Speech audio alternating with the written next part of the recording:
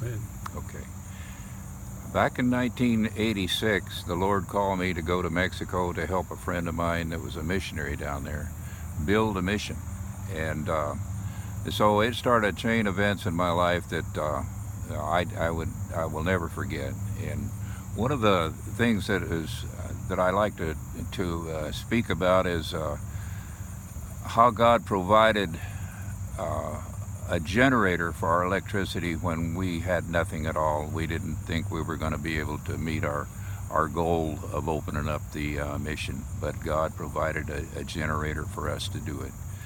And many miracles happened down there because the poor people of Mexico, that's all they had was God in their life. And God supplied whatever means they had to have. He did it because, like I said, that's all they had was God. And we have so many things here in our country that, materialistic stuff, that I don't believe the miracles are happening here like they did in Mexico.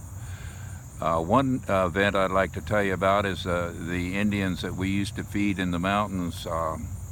The the Indian men were very, very shy, and they always stood at the back of the crowd when we handed out food.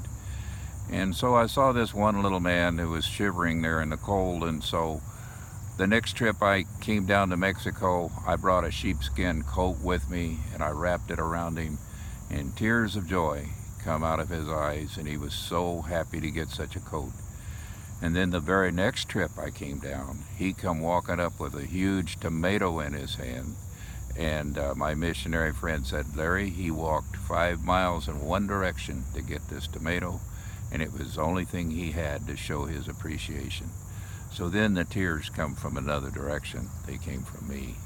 I would just like to share that with you, and the things that happened to me while I was in Mexico.